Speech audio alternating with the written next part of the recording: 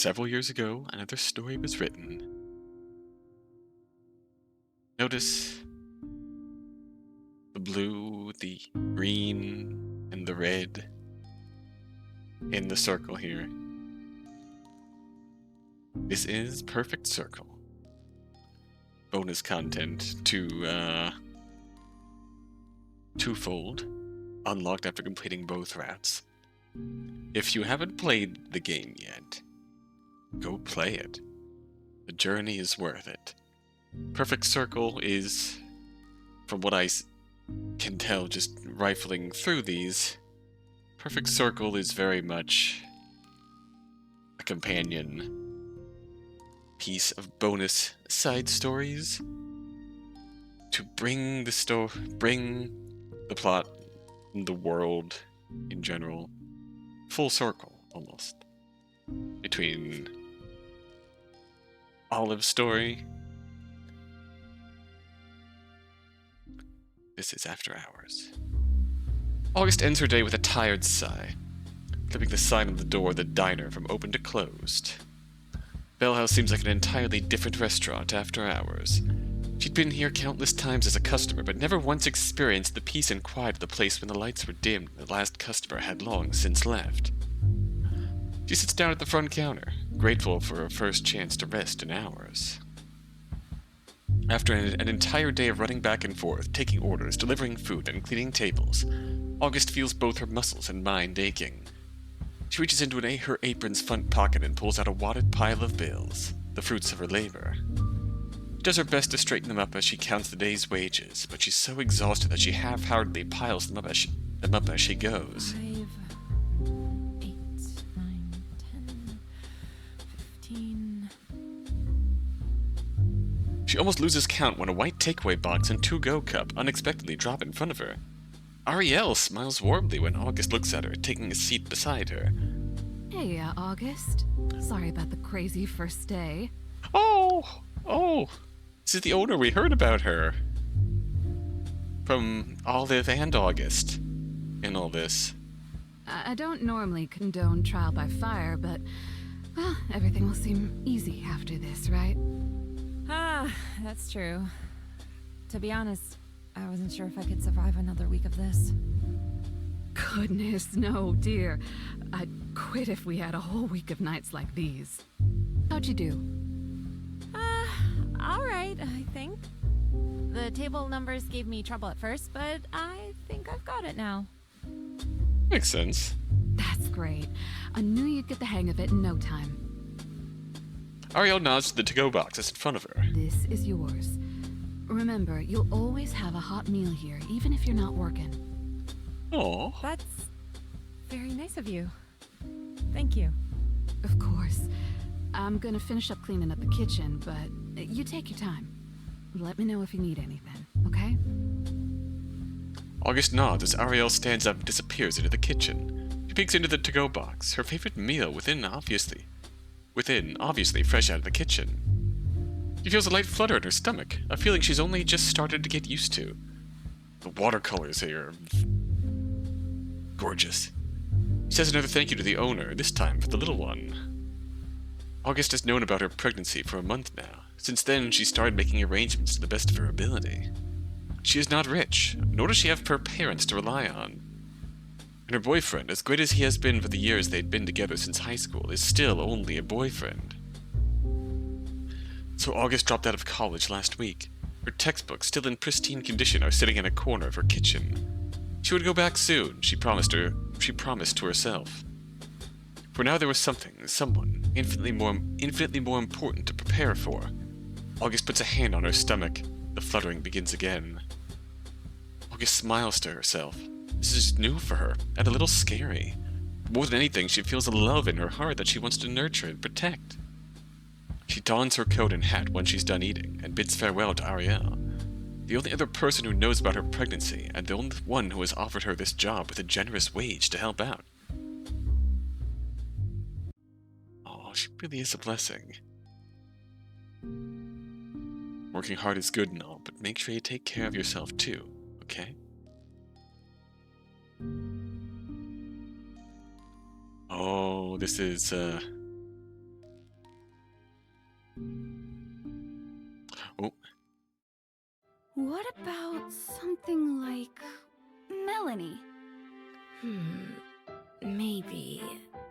I do like M names. Adelaide gives Charlie a mischievous grin, and Mike chuckles a little from the other side of the kitchen.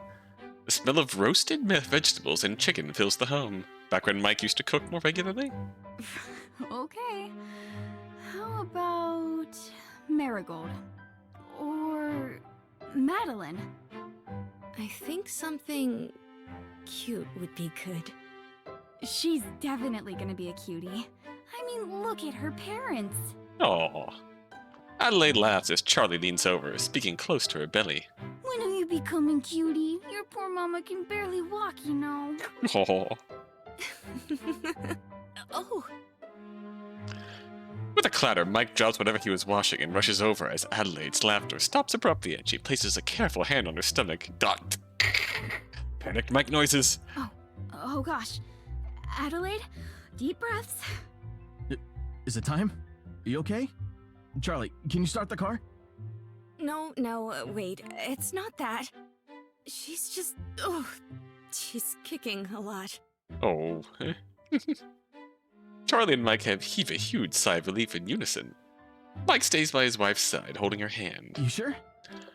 Do you want me to call the nurses again? Just in case? I'm okay, love. I mean it.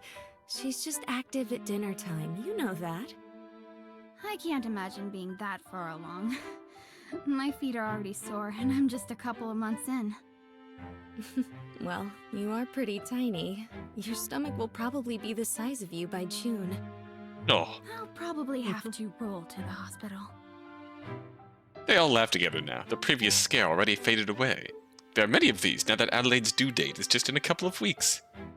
Mike stands up just as the timer set on the stove begins beeping. Dinner's ready. Yeah. Oh my gosh, they are adorable. He moves to the stove and begins fussing over the food within. Charlie smiles and leans over the table, speaking in a hushed voice. So, how's he handling it? Actually, this is a good day. I sighed a little bit too loudly yesterday, and he was already grabbing the to-go bag. just those first-time dad vibes. He's always been a worrywart. You know he packed 2 go bags? One's in the car and one's in our room. The poor nurses have fielded 50 calls in the past 3 days alone. Oh. Mike is awkward, but he's a good bean. I can respect him.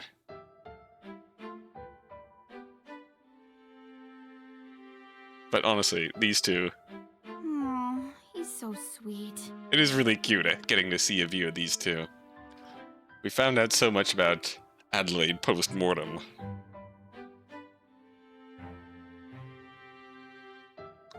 It's nice to see her and Charlie together. Adelaide smiles warmly and nods. Mike returns to the table, the big ceramic platter in his mitted hands steaming. I followed the recipe, but I'm not sure if the vegetables are cooked. But they started burning, so... Oh, Mike.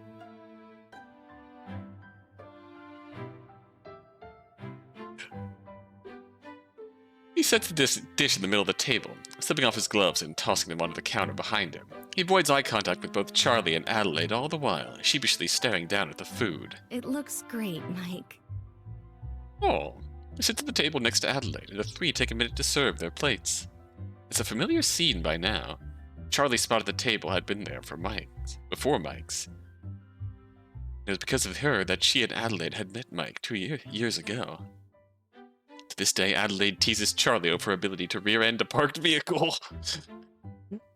As the dinner nears its end, the three stay seated, chatting small matters over sparkling waters and picking at their plates. Adelaide keeps glancing at Charlie, trying to hide a look that her friend knows only as wants to say something.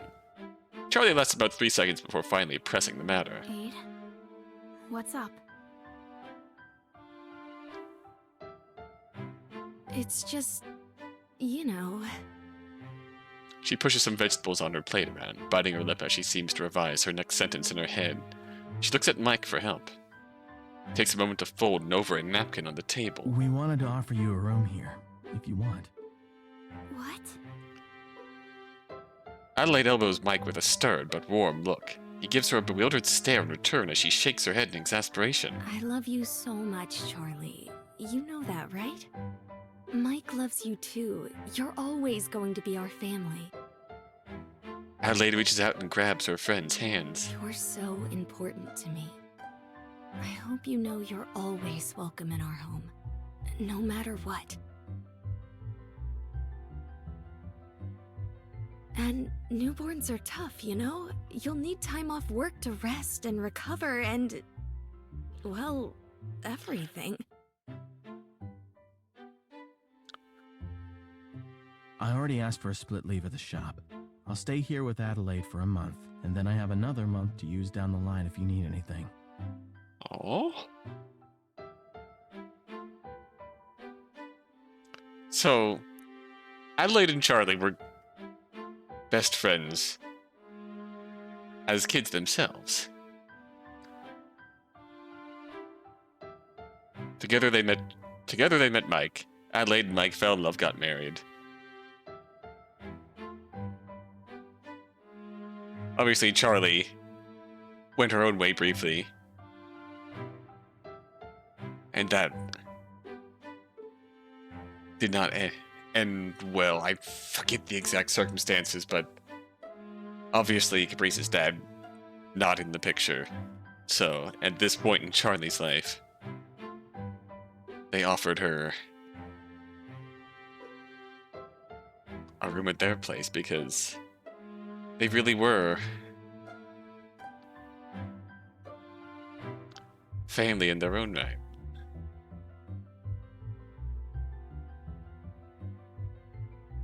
You could stay with us, and if anything happens, we'll both be here for you. Obviously, yeah, they're both going through pregnancy. Same time. Obviously, Adelaide's further along, but Charlie feels a lump rise in her throat looking at her earnest expression. She looks down at her hands, locked together on the table. She closes her eyes and takes a slow breath. Gently, she squeezes Adelaide's hands before releasing them. She smiles at her friend before her. I love you too, but I can't. Mike, you need to stay with Adelaide for as long as you can take time off. And Adelaide, you need to rest too. Spend time with your little girl and your husband. Don't go worrying about me like always. I have to do this on my own. I need to. And you did. Charlie... I have to prove to myself that I can do this on my own. The house falls silent. Adelaide fidgets with her braid, the 100 objections spinning round in her head dissolving whenever she looks at Charlie's soft and determined eyes. Oh. And she did, too. She did so well.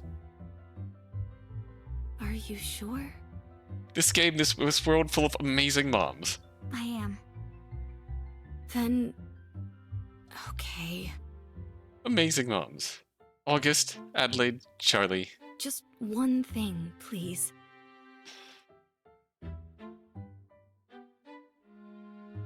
Charlie nods. Adelaide reaches out her hands again to her. When Charlie takes her hands, Adelaide gestures to Mike. He puts his hands in on the embrace, too.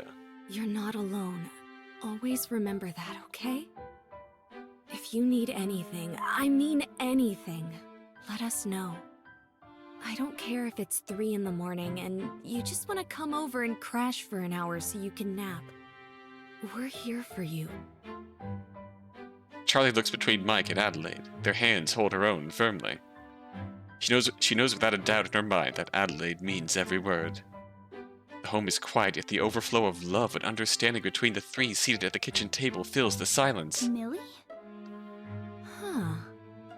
Ah! Two halves. First time your dad cooked something for me, he accidentally set off the fire alarm. I'll tell you a secret. He sneaks broccoli into everything. He says it's cheating your body into eating vegetables.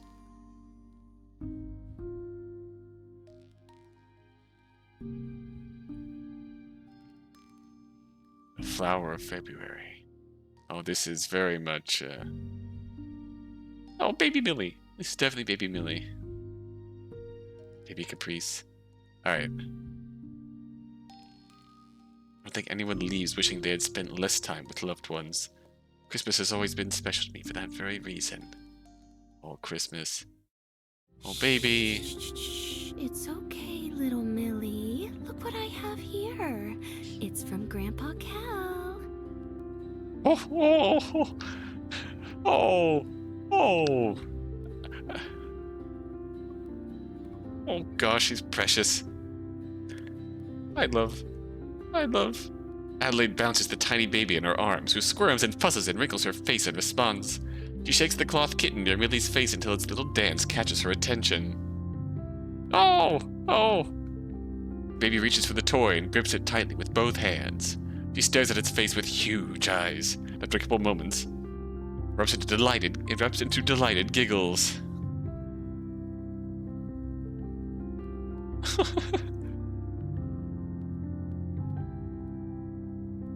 Charlie looks on tenderly, rubbing her own growing belly. Her dad, Cal, sits in a nearby chair with a confident display of pride that his gift was so gleefully accepted. Oh, this is the first... Oh my gosh, I can't take her. How is she so cute? Cal, She hey! takes after her mom. Oh, Can't argue with that. the white festive lights decorating the small living room fill it with a warm glow. A modest amount of small wrapped gifts sit under the tree in the corner of the room. Oh? Mike reaches under the tree and grabs another present at random. With a cursory glance at the name, he passes it toward Charlie. This is from us. It couldn't be from anyone else, really. Charlie raises her eyebrows and turns over the small, bright red cube in her hands. She gives it a little shake, turning her head to hear the contents within. Cal smirks a little and shakes his head. What? It's good luck, isn't it? Right. She smiles warmly in return to her dad's sigh, unwrapping the present as she hums to herself. Oh, wow. This is beautiful. I know you're not too into jewelry, but I couldn't resist. Tell her about the flower, Mike. It's a violet. Yeah, Mike. It's the flower for February. You're due the 8th, right? We thought it'd be a pretty safe bet. Don't worry, we got you a lot of diapers and clothes too. It's just... I wanted to buy something for you. And don't feel like you have to wear it. It just... Adelaide, no. I love it. I really do. Thank you so much. Oh! Charlie fiddles with the latch, trying to get the clasp on the impossibly tiny loop. Cal watches for just a moment before kneeling down and placing his hand over hers. Her mother always loved jewelry like this, but she could never get the latch either. Oh.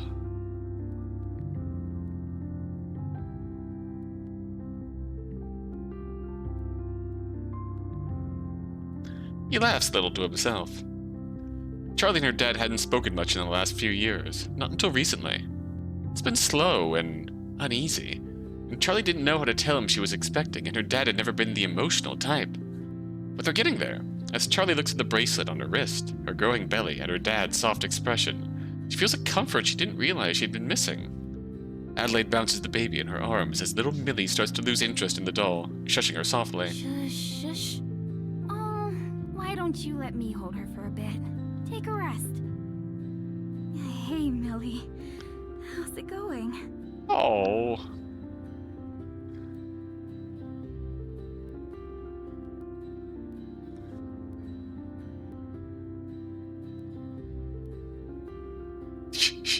I can't get over it. Baby Millie too cute. This is the first I've heard of the shift in family, though. You know, your mom is really amazing. She loves you so much, too. She's just the best person and working so hard, and you are too. Oh no, Charlie. Hey. Oh no. You're gonna cry now. Show us. Now show she. So is she. Sorry. Sorry. Hormones. I love all of you so much. Oh, you softy. You sure you're okay? Do you want a glass of water? Want me to take her? No, I'm really okay. I'm just happy. She wants to expand on it, but she knows she'll just cry more if she tries. Charlie looks down at Billy with blurry eyes, letting her grab her fingers with her little hands. Just a few months, her family will grow by one more. I can't wait for you to meet Caprice, Millie. Oh. I'm sure you'll be best friends.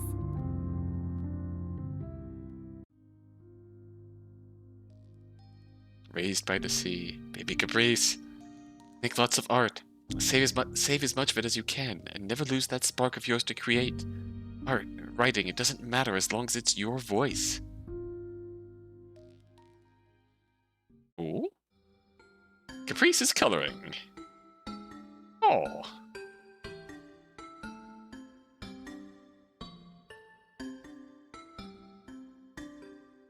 The big pink crayon in her hand moves with conviction, filling the paper with pink scribbles and pink circles and pink lines. It's great! She glances at the guy next to her. He's coloring quietly too, and he smiles down at Caprice and ruffles her hair. He's nice. But he's not Mom, so Caprice keeps coloring, passing time. She already saw all of her favorite fish today, so there's nothing else to do. Caprice! Oh! Mom! Look! Oh, how wonderful, honey. We'll have to frame this when we get home. Yes! She did it!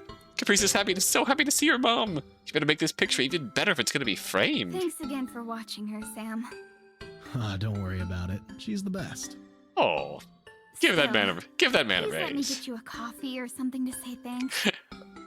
Ernest. I'm lucky enough to finally get a turn hanging out with her. Really, no worries. Oh. Is your chore still going on? How about you go grab lunch with Cappy. here? Cappy! For you. Oh gosh. I just gotta shout out to Cappy. As it's... Really?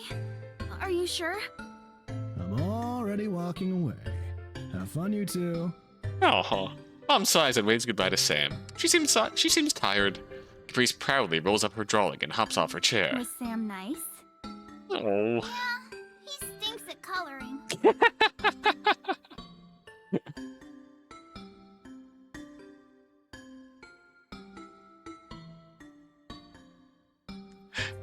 I'm sorry. She's doing her best. I saw. You'll have to teach him. I'll try. Do your best, Caprice. Caprice doubted he could ever learn. So, what do you want to eat? Mac and cheese! Yeah! Again! Again! Okay, mac and cheese it is. Caprice smiles. She loves when they can eat lunch together. They go to Caprice's favorite place. The inside is bright and decorated. There's a million things to look at. Most importantly, Mom always gets her a milkshake here after lunch. Woo! Caprice looks at all the walls while her mom counts the paper to pay for her meal. Is it good? Mm-hmm. Are you hungry, Mom? No, I'm okay. You better eat up, though, or I might just steal that milkshake anyway. Oh, this is it's too good.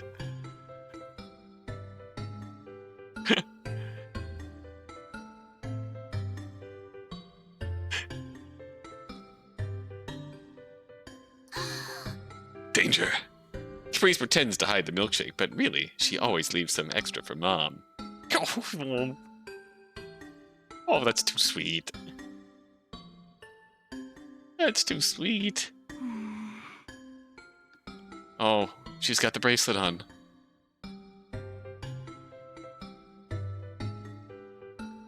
Do you have fun at the aquarium, Caprice? I like the otters and the big tank with all the fish. Grace wonders why her mom asks her questions like this so much. She always looks so worried when she does, too. Her actual favorite thing about the aquarium is when her mom tells her all about the fish, even if she's heard it a million times. Her mom gets busy, though, so they can't do it often. I wish I could walk around with you, though. Uh-oh, Mom looks a little sad again. The other people are really nice, too, so it's okay.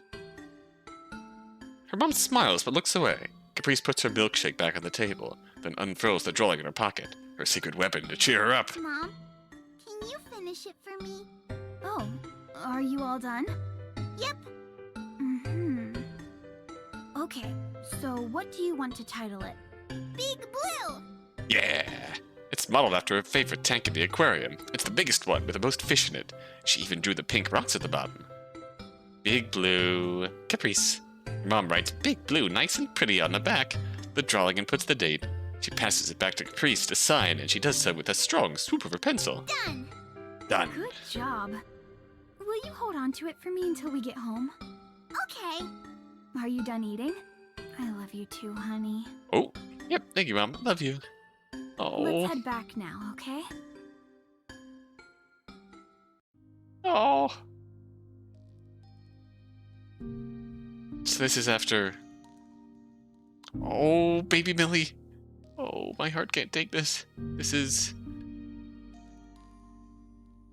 Yeah, this is...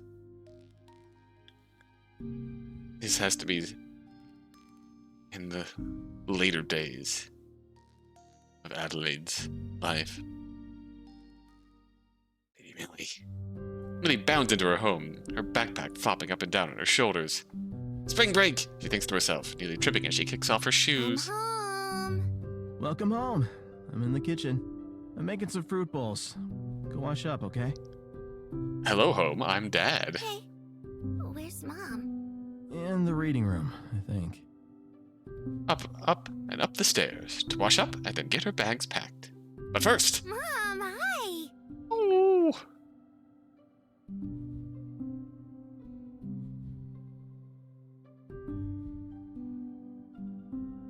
Oh, Millie, welcome home. How was school?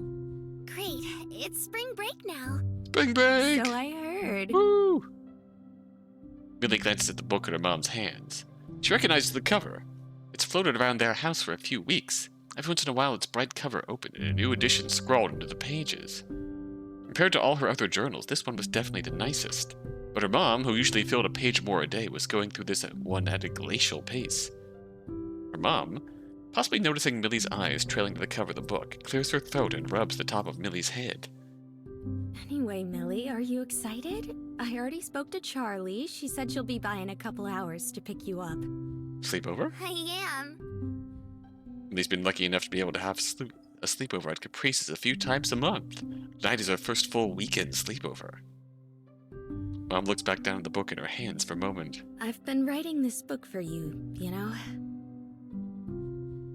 I just wasn't sure when the right time would be to share it with you.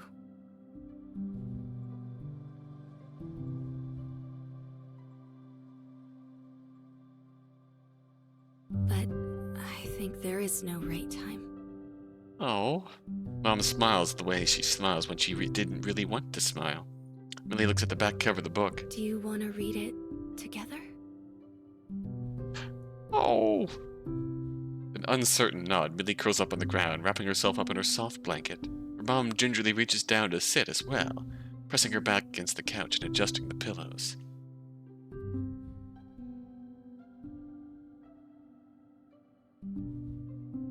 God, Adelaide always seems so warm and comforting and full of love. It's as close as they get. It's as close they can get to a pillow fort nowadays, but just as cozy. Millie lays with her head snuggled up against her mom's arm, and her mom flips open to the first page of her homemade story. To those I love. Mom hesitates before turning the page. The pages within are dedicated to you, my family, who I will love forever after. A knock at the door stops them at the second page. Hey, loves. Wanna... Dad begins his words smiling, but his voice and mood falters when he spots the two of them on the floor. Everything okay? Yeah, everything's fine. I was just about to read this. why don't you join us? They haven't had the conversation with Millie, have they? Stays quiet, placing the fruit bowls down. Steps over to where Millie and her mom are seated, hands in her pockets. Adelaide, can we talk about this? Honey. Let's not do this now. Can we find something else to read? Mike, we have to talk about it sometime. I already spoke to Charlie and...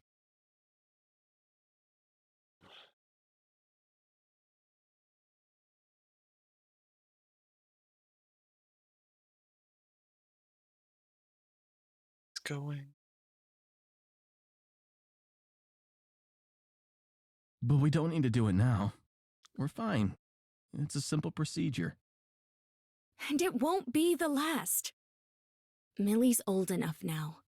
The more we dance around it, the harder it'll be for her. Millie watches her mom grab her dad's hand and squeeze it tightly. They look at each other, just for a moment, and Millie shifts a little in the uncomfortable atmosphere. Listen, honey. I need to do this while I still have the courage. After we read it, we can talk as a family, okay? Millie nods because she feels like she has to. Dad sits on the other side of her, taking her hand in his and putting his arm around the both of them. Oh, no wonder this is...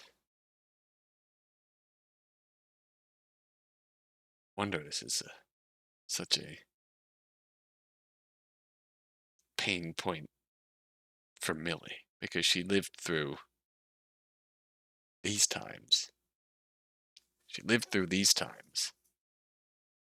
These times right here. Points of stress, points of uncertainty, points of fear.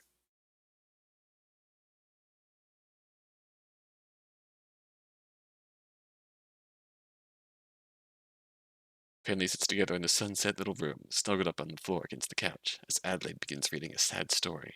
To Mike, my one and only love. My greatest wish has always been to share our lives together. Millie sits listening, her heart heavy. Her mom continues reading, page after page, in a soft voice. And failing that, I wish you find happiness. Continue living and know I'm always beside you, rooting for you. Millie, my little one, please never stop reaching for the stars. You deserve to shine. She continues, pulling Millie a bit closer, reading out her final wishes. Asking those around her to find happiness, to dare to search for it. Millie pulls her mom closer too. Being your mom has been my life's greatest gift, and I will always love you. Even when I can't be here, I hope you know your mom is cheering you on. Oh, man. Millie glances up at her. She's staring at the back cover, a difficult expression adorning her face.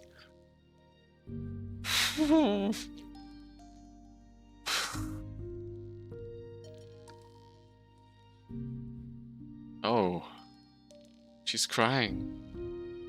Millie tries to make sense of the last few months, as she does usually. Millie wonders if her mom is going to be okay. He doesn't understand it, but a part of her thinks she won't be. Millie thinks, Mom must be dying. It's no wonder. Really, is it any wonder that Millie took Mike remarrying so badly? Mike remarrying and trying to, in Millie's, what Millie perceived as sweeping it under the rug. Is it any wonder that Millie took this so badly? Is it any wonder?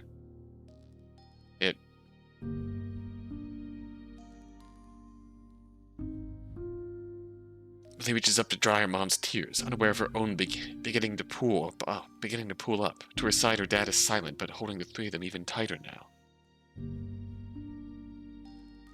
Millie was there, through it all. She thought Mike was there too, so they didn't talk about it. And so Millie just buried it all, and when it came time for Mike and Charlie to decide to remarry, and Caprice being Caprice, trying to pull them all together and be happy-go-lucky, Millie naturally pulled away. I love you both It's... so much. Goddamn. We love you too. Oh no. We still have so much time, so let's make the most of it, okay? We'll fill this book up together, Millie.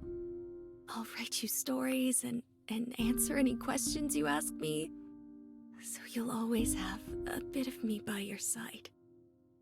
Millie tries to say something, but nothing comes out. Tears roll down her cheeks. Her mom wipes her face. Let's keep smiling, okay? Millie nods, hard, against her parents' supporting shoulders. I love you, Mom. She feels her dad kiss her on the top of her head. The day passes quietly, filled with more small moments of love. The three eat fruit bowls together and laugh about nothing in particular. Millie sits with her parents as they explain what cancer is. Her mom pulls Millie in a tight hug after they finish packing her sleepover bag.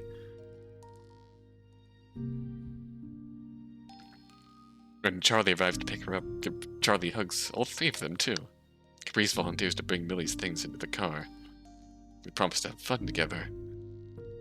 Millie gives her mom another bigger hug. A kind where she uses all of her strength and wishes her good luck at the hospital. A story they read at the back of her mind, Millie looks outside the car window as they drive to Caprice's house. She'll do her best to make sure her mom can keep smiling, too.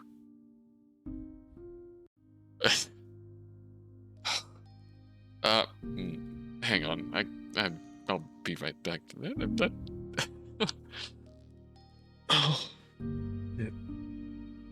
Oh, that hurt. One moment. I need to collect myself. Alright.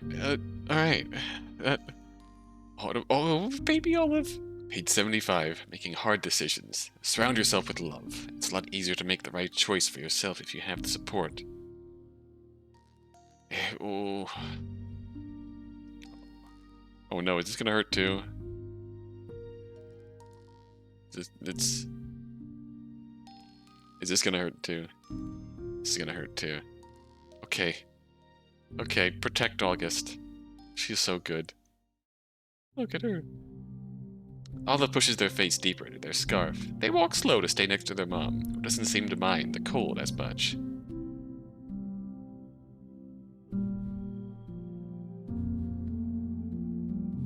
I hate fall. Wait until you hear about winter. Olive sighs dramatically. The leaves cover the ground and make it impossible to spot the places where the sidewalk is broken, occasionally tripping them. The wind is way too cold and fast. The colors on the trees are way less colorful in real life than in the books. They're just yellow and brown and dead. Not to mention the days get shorter and the sun is already disappearing. It's getting colder by the minute. Olive really hates fall. We're almost there. Well, I bet they still had long to go. The streetlights come on. Olive reaches up to hold their mom's hand. They're going to Auntie Ari's restaurant. They go there for dinner a lot, especially on days like these when Mom and Dad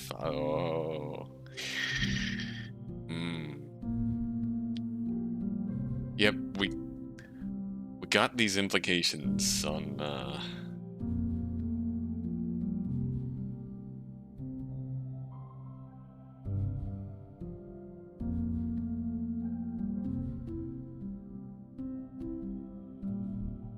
Why don't you tell me about your day at school? It was fine, I guess. Did you make any new friends? No. No. Their mom squeezes their hand supportively. I'm sure you will soon. Be positive. You're a great kid, Ollie. Ollie doesn't really want to talk about it. August. And little Olive. Come in, come in. Auntie Ari waves from the back of the restaurant. Olive waves back with her while their mom quickly clears off their usual table. Hey, you two. Had to get out of the house again? Shoutouts to Ari for being just top tier. Top tier boss, top tier auntie, top tier friend. Yeah. You know how he is.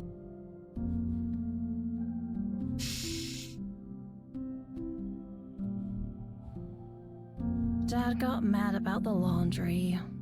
Olive, please. That's not nice. Olive rolls their eyes and pretends to look over at the kids' menu.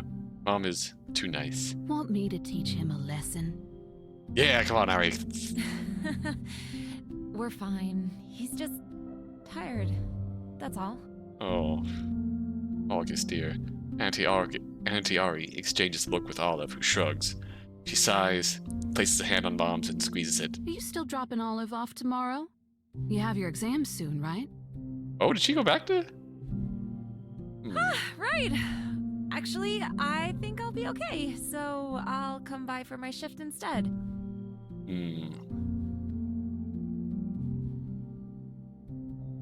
Olive knows Mom doesn't really have exams. Every time she says she's gonna study, she opens a book for a little bit, then walks away and starts cleaning or something. She must have her reasons, though. So Olive doesn't say anything when Auntie Ari protests. Okay, so you need to study. How many classes did you take this semester? 3? Just the one, actually. Even more reason. They go back and forth for a while. While I'm at it, are you okay, Olive? I guess. Olive wilts under Auntie Ari's eyes. They didn't really want to get in the middle of it. Look, August, if you need the shift, of course you can come. Thank you. But please, take me up on my offer to cover it anyway. Why don't you take them out for a fun day? They're too gloomy for a kid their age.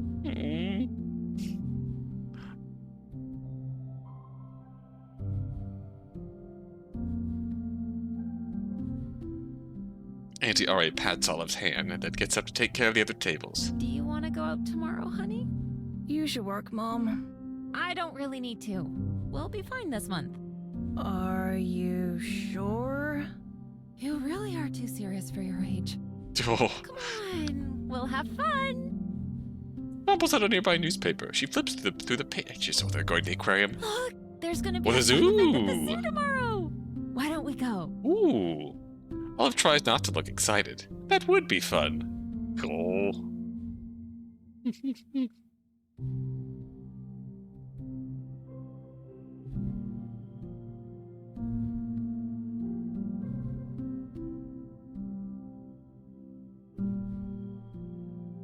But they've had to cancel plans so many times before. They're gonna have a partnership with the aquarium and do a tour? As the mom goes on, Olive shifts a little closer to look at the article despite themselves. She angles the article so Olive can see and continues reading. It's only a couple moments before Olive scoots up closer to her to listen. Auntie Ari doesn't say anything when she comes by with the food, as Olive chimes in on which of the events they'd like to visit. They sit together and let their food go cold, excitedly chatting about tomorrow.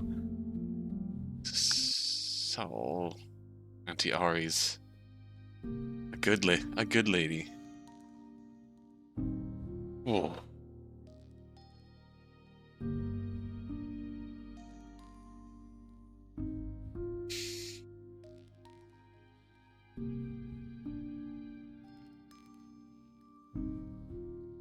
Unbroken. It gets better.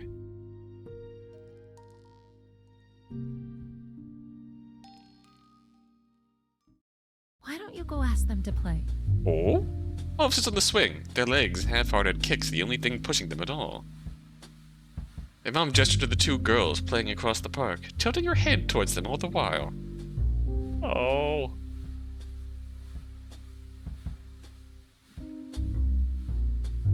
It's okay. I don't really want to.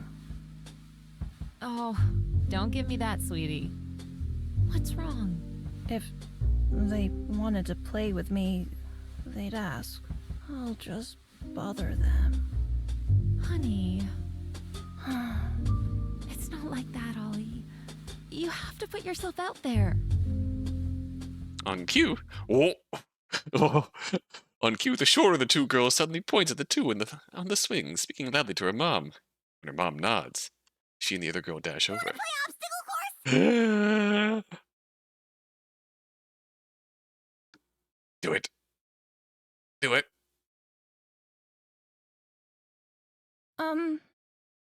Okay. Awesome! I'm Caprice, and this This is Millie, my bestest friend. August nudges Olive. I'm Olive. That's a nice name. Thank you. Okay, on the count of 3, we're gonna race to the slide. Olive is half dragged away by the two girls as Caprice explains the course, holding onto their hand tightly. I'll be back soon. Have fun!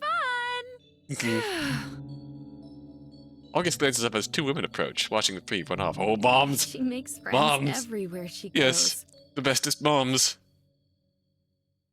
You should see how she is when she assists on the tours. Every guest pays more attention to her than the aquarium. Understandable.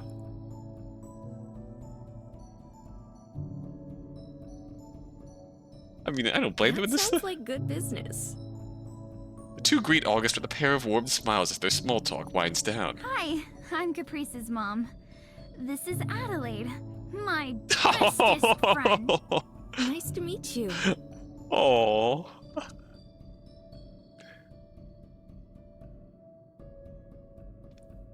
The three. Oh, you too. I'm August. The three bestest moms and their kids. Both Olive and August pass the time together with their new friends. Go, go, go! Oh, this is too good. Ugh.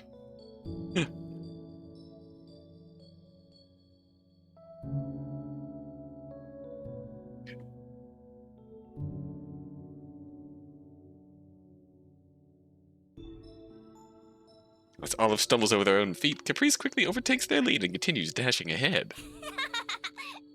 Around the tree! That's the last one! Go, go, go! The two run, tagging a tree and quickly switching back to rush toward Millie. She waves her hands excitedly. Caprice wins! Whoa! Okay, you win. Oh, there they are! Yeah! Oh. Oh, this is too good.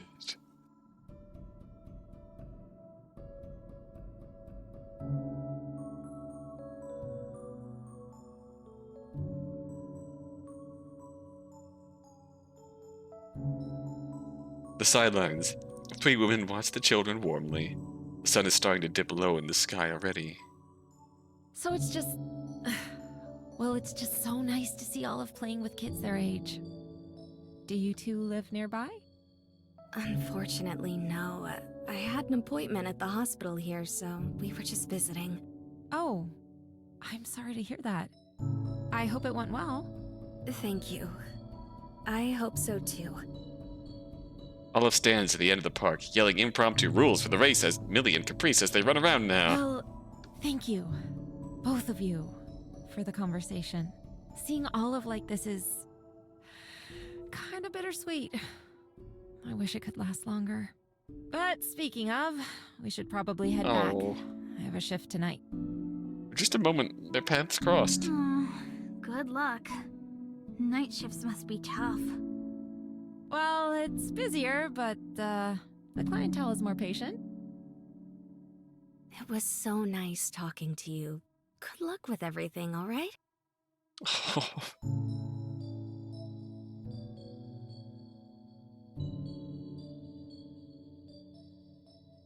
God, we only really got this brief glimpse of Adelaide, but is it really any wonder that people had held so much love for her? You're doing great. You'll both be okay. Just look at her. Thank you. Good luck with everything, too. How sweet is... Olive! Olive! Come on in. Let's head back now. Coming! See ya, Olive! Bye! Oh. Though sad to see their new friend go, Caprice and Millie continue to play for a while longer. Oh. Oh.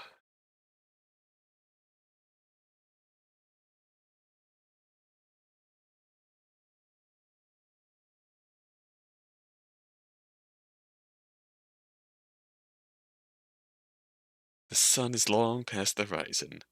The two girls are sleeping soundly in the back of the car. Adelaide's phone rings. Oh no. She hesitates to pick it up. Do you... Nope, no, it's okay. A moment passes before the phone is answered. Adelaide speaks softly, but the quiet hum of the idle car isn't enough to mask the conversation.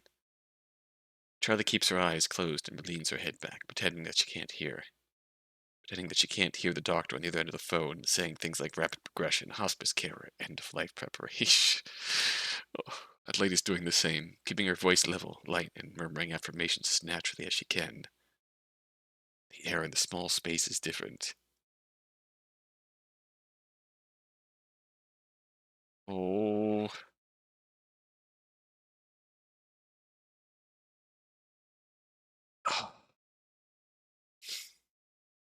The only connection between the two in this moment. The only thing separating this from any other phone call are the tears welling up in both of their eyes.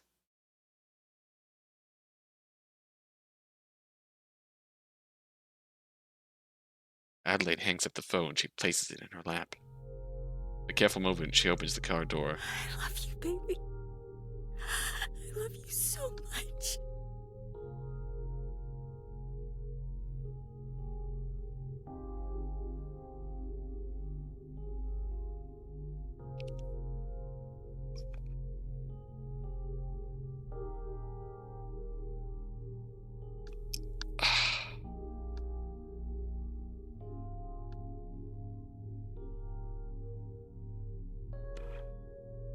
Adelaide brushes some hair out of her face, careful not to wake her. Millie stirs ever so slightly, murmuring sleepily.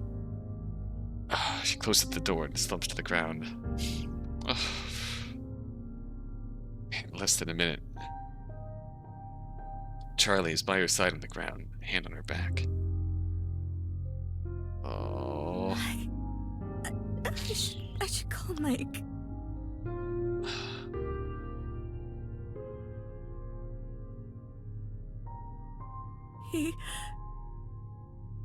Charlie holds her hand.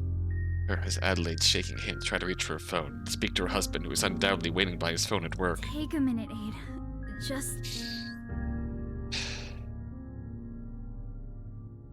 Charlie, what am I gonna do? She can't answer. Adelaide knows that, but she repeats the question as sobs rack her body and her friend pulls her into a hug. The first time since the diagnosis, Charlie and Adelaide cry together. Neither has the strength to be strong, the strong one right now, the one who can sit and listen.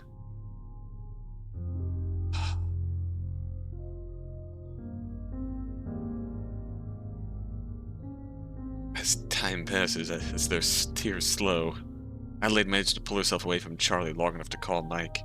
They cry all over again as she fails to repeat the news, then hands the phone over to Charlie to tell him where they're parked so he can leave work now. Charlie takes care to roll down the windows and cut the engine, to let the kids sleep. She meets Adelaide at the front of the car, sitting on the concrete parking stop next to her. Neither are sure what to say, but Adelaide manages to speak first. I'm sorry. Aid, don't. I'm so sorry, Charlie. I don't want to leave you alone. Aid, please don't. I know you don't. It's not fair. Charlie swallows the lump in her throat. I know. Millie. Oh, God. Millie. Please, Charlie. Please take care of Millie for me.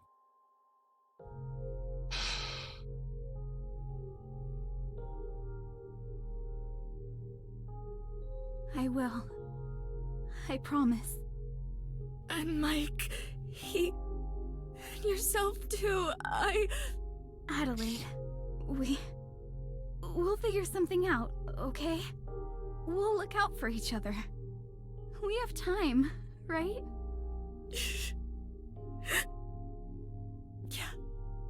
Yeah, we do. I love you, Adelaide. I really do. I love you so much, Charlie. Thank you for always being here for me. Silence falls again. As Mike's car approaches, screeching to a halt, Adelaide grips Charlie's hand once more in affirmation. It isn't fair, but they have time. They'll look out for each other. Someday, somehow, they'll be okay. To Mike. Oh no. Be good to yourself. Please forgive me for leaving you alone. Don't be in any rush to come see me, okay? Ellie needs you. Oh. I love you. I'd marry you 1,000 times over. To Millie. My little darling. I love you so, so much. Watch over your dad for me. I'll watch over you too. I know you're going to grow up into an amazing person. I would do anything to be there. To Charlie. Thank you for everything. You're my closest, bestest friend. You're an amazing mom, and Caprice is so lucky to have you. I've been so lucky to have you as a part of my family.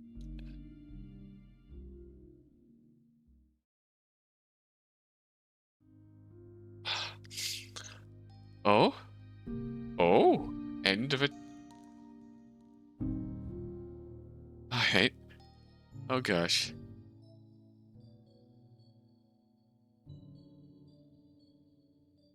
This is perfect circle. Page 7. Things I love about you. Your laugh, your hugs, the way you love me too. I just know you're going to grow up to be an amazing, wonderful person, Millie. I love how bright you make everyone's days. Page 19. What about me and Caprice? Can Oh, we there they still are. see each other? Of course you can. Dad will be here, and I'm sure Charlie would love to have you. Without you? I'm going to miss Charlie, and I'm sure she's going to miss me too.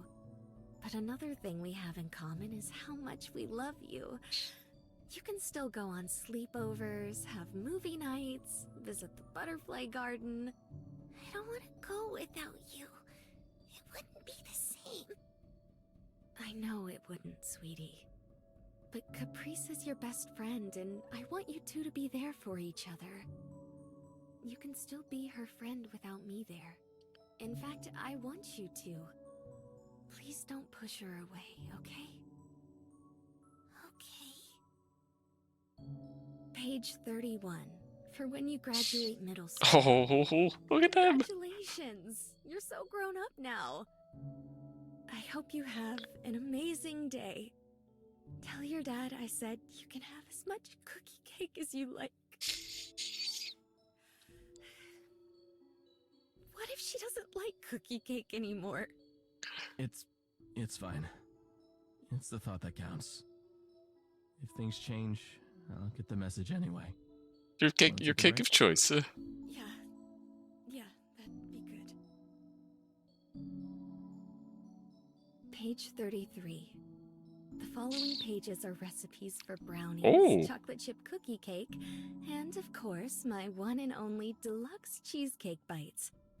I used to make these all the time for you and Caprice. Wait. Don't skip it. Oh. We should make it sometime. Oh, they're going over with Yeah, that I want olive. to try your mom's brownies again. Oh, the three of them. And you will. I'll make them for Oh. us, but I'm keeping the recipes just for myself. Page 42. What to do if Dad gets a new mom. That's Just not the one going they- to happen. Guys, look at them. Fun, dear. It could. It should. You're gonna let all those good looks go to waste? It won't happen. It might. So, come on. Help me with this one.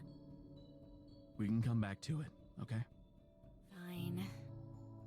I'd rather you take me out on a date tonight anyway. I'll call Charlie. Come babysit. It's date night. Page 52. What can I do when I miss you? Go for a walk. Count how many dogs you see. Breathe in the air. Yeah, When you're done, you can come home. Make yourself something to eat. If you're still feeling down, read some of these letters. And know that I love you, and I miss you too. Page 53. I'm afraid of forgetting you. To be honest, I'm afraid of that too. I think you're going to forget some things, though. That's okay. And, you know, I've forgotten a few things too. I don't remember which tooth came in first, or when you got your first haircut, or what you wore on your first birthday. But I remember the big things. Like when you were a baby, I used to sing you to sleep. Sometimes we fell asleep on the floor together. I remember how little you were. I remember your first Christmas, and how you loved all the lights we put up on the tree. I remember when Caprice was born, and how you both fell asleep in my arms. So, forget some things. Don't feel bad if it happens. It's natural. I just hope you'll always remember the big things, whatever they may be. If you can't remember my voice, I hope you'll remember that I used to say I love you every night before bed. I hope if you don't remember how tall I was, you remember how I used to pick you up and hug you.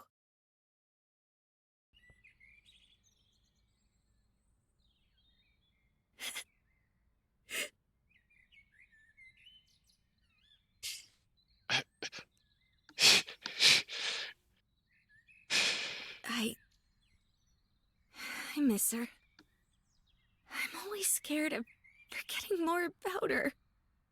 Sorry, I just need a few minutes alone. Alright. We love you, Millie. Are you going to be okay? Yeah. I am. Thank you for letting me share part of her with you. I think I want to keep the rest to myself for now. We'll be here if you need anything. I know.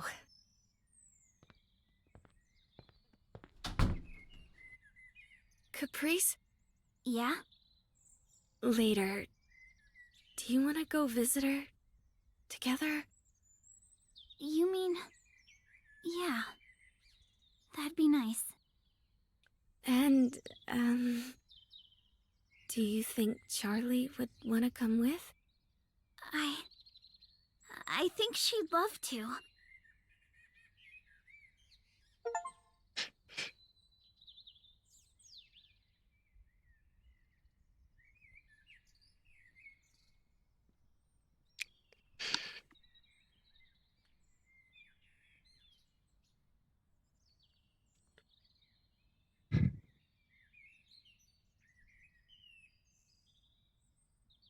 The bottom of our hearts, thank you for following their stories. We hope you continue to carry them in your hearts. Oh! Oh! Ooh! I'm...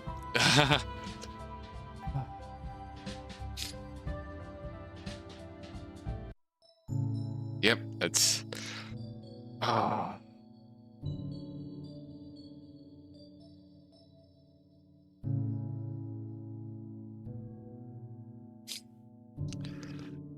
Oh, she just sounds of winter. Ah. Sounds of autumn.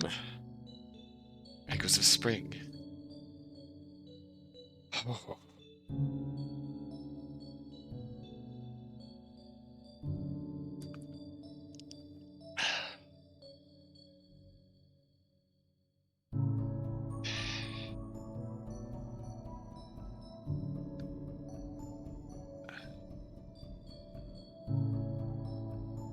I think I once again need a moment to collect myself here. We're gonna listen to this for a bit, and I will... Oh. It...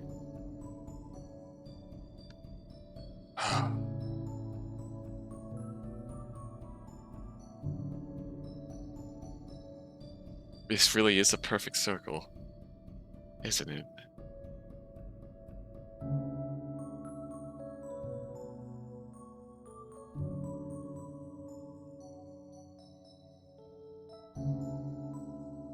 A mix of red, blue, and green. 3 of us here. It...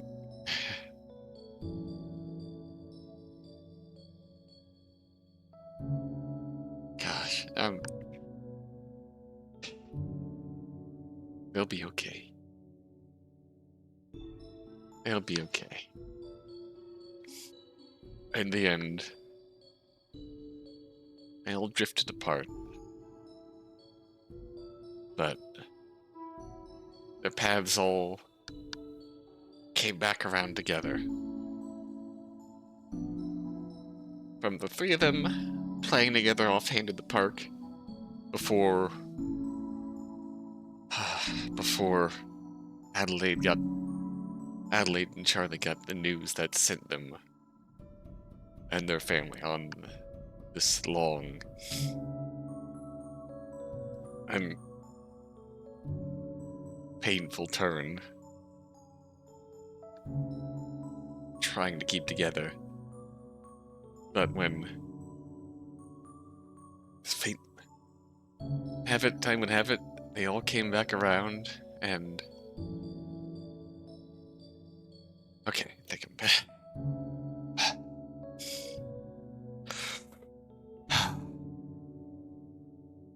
I'm sorry. It's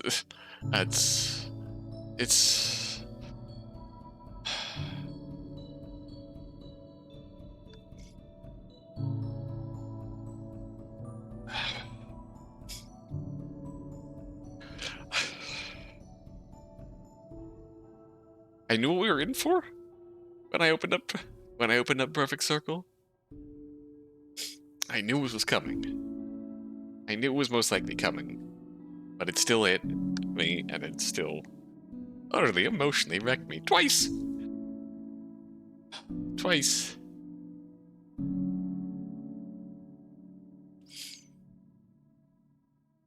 Oh.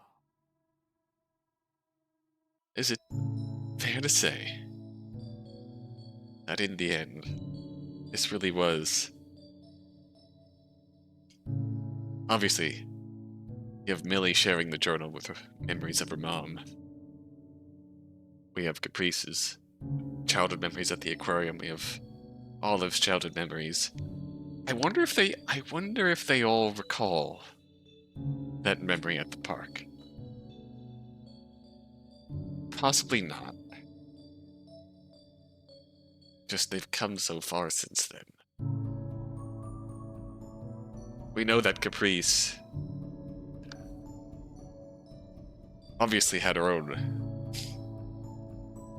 memories of Adelaide, nowhere near as significant and as Millie's. We know that one of the big things that Caprice was trying to understand about Millie, that she wishes she could remember more about Adelaide, to help her understand what Millie's going through. That's one of the big divides that wound up coming between them.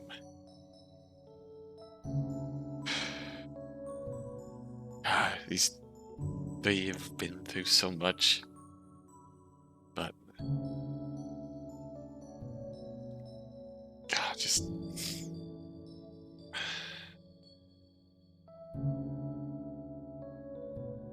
and by the end of it all, they're all right. It all came together. They found themselves again.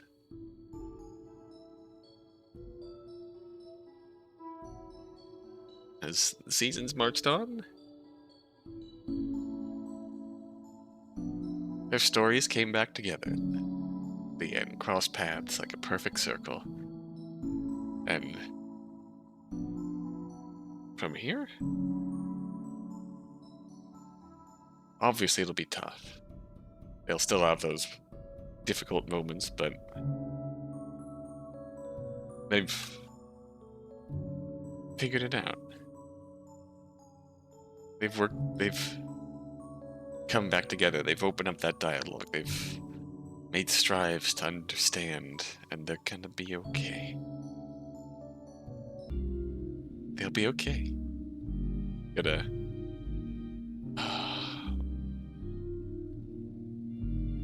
I can't help but be a little bit emotional here, because this...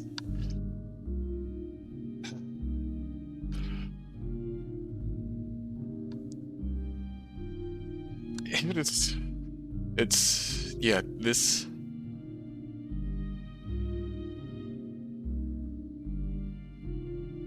came in with the emotional devastation, and even I'm gonna sign off before I break down again, thinking about what we've been through here. But look at them. Look at them. They found their way back together, and they're gonna be okay. God, the park scene with August, Adelaide, and Charlie there. Charlie, my bestest friend, Adelaide. God, oh. Adelaide's so full of just love for everyone around her. God, that moment where she's only known August for 2 minutes, and immediately, almost, yeah, she's going through it, and takes a moment out of her own fear and uncertainty to just take her hand and say, it's gonna be okay, you'll get through this. She doesn't know what August is fighting with on her own. Abusive husband. The stress of living with an abusive husband. Again, debating where that timeline falls, but where that timeline falls compared to that scene, but the stress of living with an abusive husband and or the stress of living on her own, raising Olive on her own. Olive,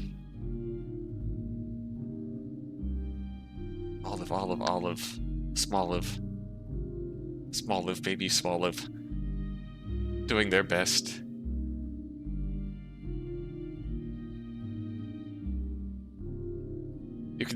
You can see how Olive in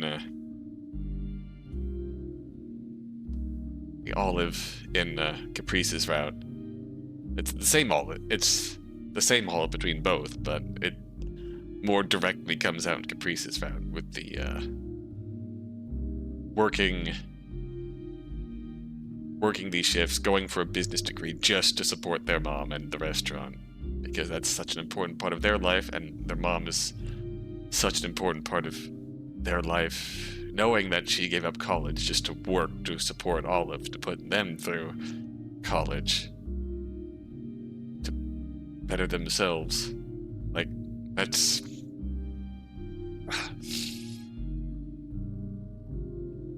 Can't get any better in terms of doing the best for your kid than just wanting more for your kid than you had yourself, wanting a better life for your kid than you had for yourself, and giving your all for them, and helplessly going through so much on her own for Olive. Of course Olive sees that, and of course Olive wants to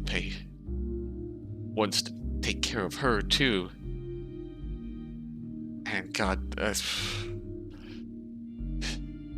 beautiful moments in the game that really got me too. Christmas, Caprice's route, Olive and August.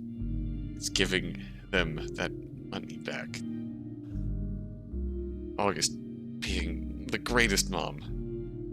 I mean, if you'll hear, Mike is an awkward sweetheart too, but honestly, the core of this game, the 3 moms and their 3 kids, that's the core of this game here. That the perfect circle of three moms crossing paths just for the briefest of moments. Their three kids crossing paths for the briefest of moments. And in time, the three of them crossing paths again is the catalyst that ultimately heals the wounds left behind by Adelaide's death and Mike and Charlie trying to move on in some degree. It's just an utterly beautiful story. An utterly beautiful story, and I'm so much better for having... I'm so glad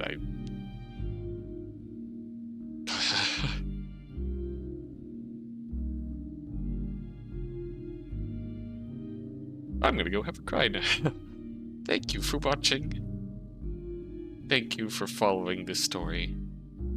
If you somehow just stumbled upon this video, what are you doing? Play this game. It is worth your time, I promise.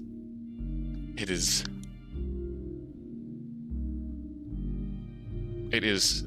paced beautifully. The visuals are beautiful. The music is beautiful.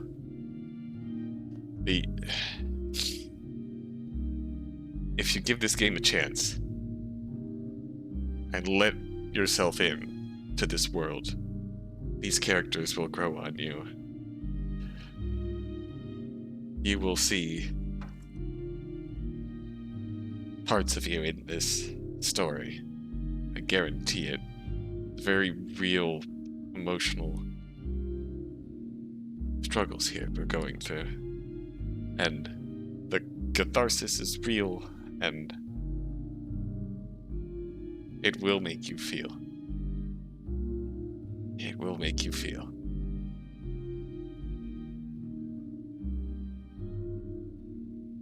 Pick this up, follow their stories, and start your own.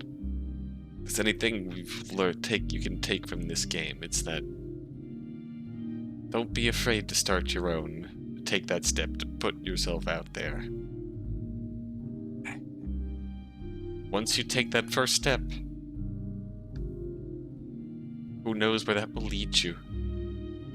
You just have to find the strength to stand up and take that step. I'm hoping to keep going down that path this year, and I hope you'll keep going down that path with me. Thank you again for watching, and I will see you next time. Until then,